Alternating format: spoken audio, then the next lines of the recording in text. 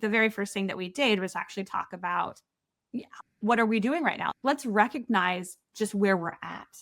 You know, and I even have that conversation with my team as we're adding another person to the team. Okay, we're reforming again because roles and responsibilities might change a little bit. This new person coming on board, they're going to take on a piece of your pie and you're going to have some kind of emotional reaction to that, most likely, because everyone does, right?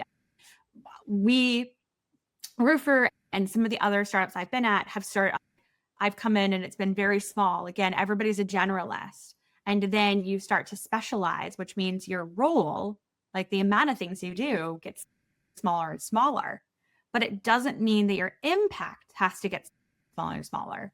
But that's the way that people's brains equate it sometimes. And so there's a whole part of the forming aspect of how do you get people to understand this potentially might be painful, some kind of emotional side of it, but we're going to get through it. If as long as we communicate with each other, there's going to be some kind of resolution here and we're going to get to a good way of working. But it might be challenging. You might have to have a little bit more courage, some vulnerability, some empathy. There's so many different things that kind of get thrown at you. And so you have to have that level of trust, I think, too. That goes back to the foundational side of the stew or the company, where if you don't have that set up or it's been eroded, the whole process of forming, storming, and norming is just going to be potentially a disaster. Mhm. Because, when people are reacting emotionally, they're going to react and there's going to be additional assumptions that are made. And yeah, just not best.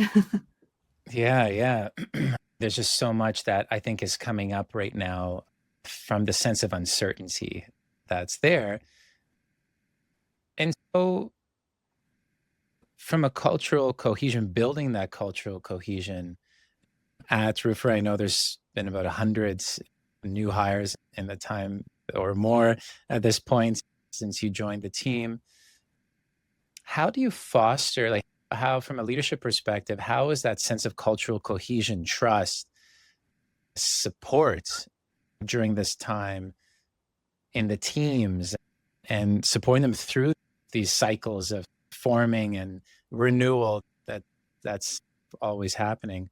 How do you foster a culture that supports it? What are some of the key elements that you found that are just have been pivotal?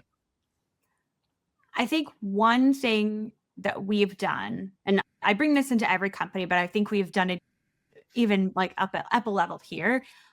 Employees sometimes feel like they're screaming into a void where like they're saying like all the feedback and no one is hearing anything and nothing is being done. And so I think the first thing that we did was we created a few different avenues for employees to give us feedback. And then after we got the feedback, we actually actioned on it. Like we did something. And employees, I think that was the first level of trust for us. I came in November 2023. We ran an annual survey in January.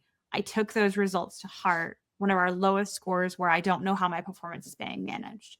I was like, okay, I have my marching orders.